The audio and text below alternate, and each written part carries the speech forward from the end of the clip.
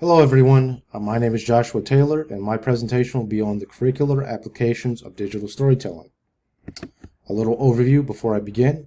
Part 1 will be on what digital storytelling is. Part 2 will be its utility in the classroom, and Part 3 will be bridging divides and how it can be used to build 21st century skills in students. Part 1, what is digital storytelling? The genre of digital storytelling evolved from traditional storytelling, and so it shares many aspects or conventions of from traditional storytelling, like narrative, voice, narration, plot, narrative, etc. It began in the 1970s, mostly in university settings where they had the hardware and software capabilities to make digital stories. Digital storytelling incorporates and mediates all elements of traditional storytelling through technological means. As technology has proliferated, it has become more ubiquitous throughout the world. The components of digital storytelling. The genre of digital storytelling is a form of multimodal composition, meaning that it uses more than one modality to achieve its intended purpose. It uses visual aspects, audio aspects, gestural aspects, linguistic aspects. Traditional literacy and digital literacy are mixed together in digital storytelling. It combines skills in writing, reading, and rhetoric with skills with electronic devices, video and music production software, and online publishing platforms. Digital stories. Digital storytelling products are screen-based productions that communicate meaning through linguistic and visual representations. They communicate information through the means of the visual, oral, it means audio, gestural, spatial, and linguistical. They have 7 structural elements: point of view, the perspective it comes from, dramatic question, the topic it's focusing on, how it solves that issue in that topic, emotional content, how it invokes emotion in the audience, economy, how it's edited, the conciseness of that editing, pacing, how it brings up the subtopics in the production, give the voice, narration, soundtrack refers to how the music works to bring everything together.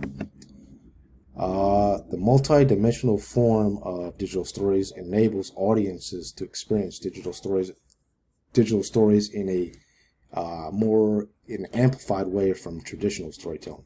And here are as mentioned earlier, the main modes of digital storytelling. The visual, you have still images and moving images. Oral, you have voice, narration, or instrumentation, music. Gestural, if you're the person's on camera, you'll be able to see their facial expressions and any acting that they're doing. Spatial refers to how it's filmed, if it's filmed physical plane or in the digital plane. And the linguistic aspect refers to the modes of discourse. What's the purpose of the digital storytelling? Digital story, what is it trying to do? Iterations and platforms for digital storytelling. The possibilities for digital stories are constrained only by your imagination. With the technology available, there are a lot of things that can be done with digital storytelling. A few examples are video essays. Those are more analytic, formal. They're used to make an argument on something or analyze it. Video and digital collages, those tend toward the more artistic side, maybe less formal. Like visual poetry, creating and video collages, creating, using music and different video clips to collaging those together to make a meaning. Visual collage could be like using a platform like Google Jamboard to mix and match images. You can also create digital timelines that Song production, graphic organizers. There's a lot of platforms for that. You can make podcasts. You can even do animation. Animation can be done even like on something like PowerPoint, all the way up to something like Blender, which is a 3D rendering software, free one too. And streaming. It's possible. Streaming is very, very popular with the younger audiences. So there are possibilities there, I think, for digital storytelling. Possible production softwares that can be used: iMovie, Final Cut, Adobe Suite, Windows Movie Maker. Some of those are more advanced and more costly than others, like Final Cut and Adobe are very advanced and are very cost prohibitive. But iMovie and Movie Maker are pretty much free. Like I said, PowerPoint, you can it's not just about, you can use it to make animations, not just and pretty decent animations, not just bullet point talking points. Prezi, which is kind of like PowerPoint, which can also be used to make digital timelines. Blender, as mentioned earlier, that's a 3D rendering software, a free one that can be used to make 3D objects on the digital space, or even full length and full animations, depending, and that could be used in depending on the student's level. Some students will have more experience with these things that could possibly be used. And also like on an Unreal 5 engine, such a game engine that's free to use to create animations or 3D digital objects. Those two kind of tend on the more advanced side, but those are possibilities that could be brought into the classroom in different, maybe even ELA or an art class. But those do tend on the more advanced side. But Audacity would be used to make a podcast, and there's lots of other production softwares. Publication platforms, you have YouTube, Google Jamboard, Twitch, and many more that could possibly be used. These are just this is not an exhaustive list, it's just a couple of examples. Part 2, utility for the classroom. Curricular applications. Stories are especially useful for teaching as they make information memorable, accessible, and meaningful, and act as repositories of accumulated wisdom and are powerful means of expression. Digital storytelling's multimodality converges the four important student learning strategies: student engagement, reflection for deeper learning, project-based learning, and the effective integration of technology into instruction. Different forms of digital storytelling, emphasis on modes of discourse. The four main modes of discourse are exposition. Those are like trying to describe something in a academic or argue something in a academic sense. Narration, argument, and description. There are actually more modes, but those are the four. You can break those down even more, but those are the four main ones. Like any other type of writing, digital storytelling products can be used for different rhetorical purposes. Like you say, make like a literary criticism of something, a video essay, that would be more expository or argumentative. If you wanted to make like a digital collage, that would be more descriptive or poetic in a sense. Digital stories can be introspective or investigatory. They can focus on the creator, or they could focus on a topic that the creator is investigating. And they can be artistic or academic. Most of the times they will be kind of a combination of the two, even though it may lend, if you're doing like a analytic video essay or analytic digital story, it may tend towards more the academic side, but you're still going to be using still going to be artistic in the way you present it and how you organize the content. Building 21st century learners. Digital storytelling can help students build traditional literacy skills like reading, writing, evaluating, analyzing, interpreting, and synthesizing text and information. Digital storytelling helps students build 21st century skills, which are technical literacy, visual literacy, and sound literacy. And you have 7 domains here, skills that make up the 21st century learner: collaboration and leadership, critical thinking and problem solving, creativity, social responsibility, communication, digital literacy, and lifelong learning.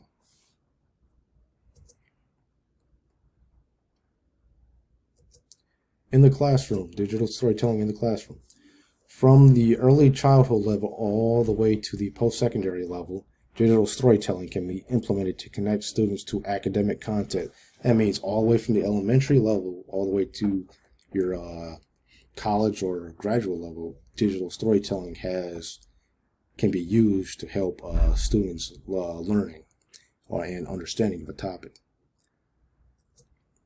The project-based nature of digital storytelling allows for students to use learned content to create a digital product while also developing their technical skills and possibly the collaborative skills. So they're working, say you're making a video essay, you have to make a script and a soundboard before you even get to the digital creation part.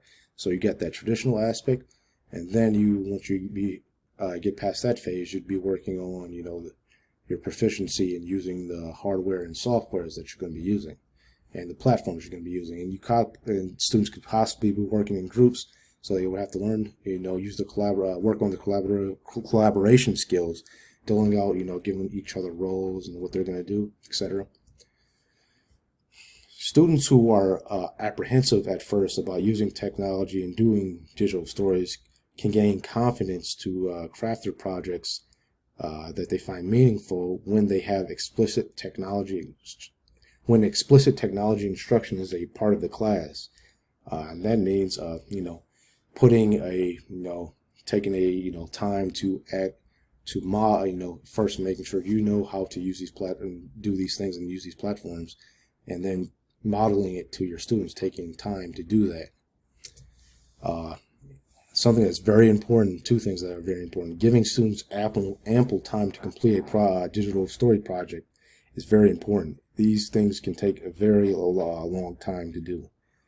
And that means because you have to storyboard, script if you're doing video essays. Then the editing process is very tedious. It can be very tedious when you're mixing text, audio, visuals. That can be a very time-consuming task. And so it'd be very important to keep the students accountable during the whole process by scaffolding it, making something due, like their script and storyboard due at this juncture, and having them have half of it done or a draft done by this juncture, and then having the whole project done at the end. So that because these things cannot be done the night before. It's really not possible, at least for it to be good. But even then, you can't even make a bad one because you just don't have enough time to do all the things that you have to do. So scaffolding, if you're going to use digital storytelling in your classroom, scaffolding it and keeping students accountable for it through the whole process is very important for it to be effectively used. Theories of learning supported by digital storytelling. 2 theories of learning that are supported by digital storytelling are constructivism and constructionism. I'll say those again. Those are very similar. They look and sound similar. Constructivism is more of a philosophy of education, while constructionism is more of a method of education, but they intersect a lot. And these are just like a little chart that shows how the two are intersect and why they would be good, and why they kind of connect with digital storytelling. Constructivism involves a lot of modeling of thinking for students instead of just giving students answers or notes or whatever. You're teaching the way of thinking, and in constructionism, they're it's learning through doing or creating. It focuses on creation of artifacts, which is what digital storytelling is, the creation of a digital story product. Learning by doing, or play-based learning. A lot of the ways you become proficient in digital, whatever platform you're using to create, or platform you're using to create a digital story, is you learn a lot by playing, by just figuring it out in the process. But that doesn't mean explicit instruction isn't important. But students will learn a lot by just messing around with the whatever software or platform they're using. And they both emphasize collaboration and creating artifacts. So, just as a little aside there. Part 3, Bridging Divides. The digital divide. Most of the time, when you hear the discourse of the digital divide is mentioned, it's talking about the lack of access. Some socioeconomic students from lower socioeconomic groups, they lack access to these digital technologies. But it's more than that. It's not just lack of access to physical, lack of access to hardware or software. It's also disparities in digital literacy, the lack of opportunities to share, lack of opportunities to learn, to play with these softwares and platforms, and to share and publish the digital stories for certain students who come from less privileged socioeconomic groups. Also, a thing that's attached to the concept that's attached to the digital divide is the concept of the digital native, where now students from the millennial and Gen X generations are, considered, innately good at using computer technology, but that's not necessarily true. Just because there's been a proliferation of technology in society doesn't mean that they're naturally good at using that. You're not innately good at doing, you're not innately digital literate. You have to have instruction. You have to be given opportunities to create with it. So no one is just naturally good at creating digital stories. It's a thing that's learned and has to be practiced and developed. The material circumstances and societal biases affect how students access technology and digital literacy, and also their access to digital storytelling, and how, if they're going to be mostly consumers or creators of it. In a society that's more and more participatory and more democratic, it's important for students to have the skills to be in that, and also that's more online.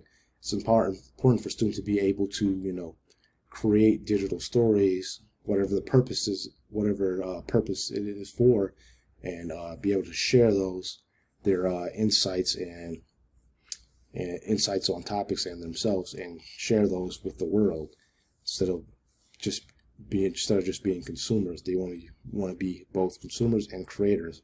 Mostly, you want to like to emphasize the creation part of it. That's very important. Conclusion, to end it off, digital storytelling has applications and can be applied to most any subject or any content course, from mathematics all the way to your English and art classes. It has a benefit because it connects both those traditional and digital literacies for students. It develops the reading, writing, analyzing, synthesizing skills, and also their ability to use these technologies, both the hardware and the software and the digital publication platforms. So like I said earlier, the way and how you use it is only limited by your imagination and your knowledge. there's a plethora of ways that digital storytelling can be used to help students in whatever subject they're in, whatever subject that they're in. So it can be used to help and develop all those skills that the students are going to need to be, functioning and contributing citizens in society. All right, and some before I end, little postscriptum. Some resources to learn about digital storytelling. One is Story Center. They have a lot of instructional guides, videos, seminars, and online workshops if you're interested about learning more about digital storytelling, especially how to write scripts and storyboards for your projects. Founded by media artists, so there's a lot of knowledge there. One particular piece that I found very useful is the Digital Storytelling Cookbook by Joe Lambert. That goes a lot into detail about scripting and writing your script and storyboarding and organizing it before you even get to that digital part of it. This little video is a great introductory video on digital storytelling by the library at the University of Guelph. It's a digital storytelling on digital story. It's a digital story on digital storytelling. It uses all the aspects. It's an informative. The purpose of it is to inform, but it still has, like I said, those creative elements to help reinforce learning on the topic that it's trying to expound to the audience. So I suggest that you watch this video because it'll help reinforce everything in this presentation. It'll give you another really good example of how to do digital storytelling. And these are some of my some personal examples of my own attempts at digital storytelling. All of these are for classes I've done. I've done also personal ones, but I just chose to use these to help give you an idea of what digital storytelling looks like and could be. Like the first one here is a video essay. It does it's mostly literary criticism on a young adult novel I had to read for a class. And this one is a book trailer that I did in anticipation for this one right here. So it's a lot shorter, and more non-formal than this one, less academic, but still more on the artistic side, but still a good example, I think, of it, digital storytelling. This one is an example of a digital collage I did using Google Jamboard, and I think Google Jamboard has a lot of potential to be used in a lot of different ways, and rather than just like the old PowerPoint or put your bullet points on there. There's a lot of different things you can do with it. So that wraps it up for my presentation. I hope it was informative, and I hope it at least gets you thinking about possibly using digital storytelling in whatever class that you instruct or an instructor in the future. So thank you very much for your attention.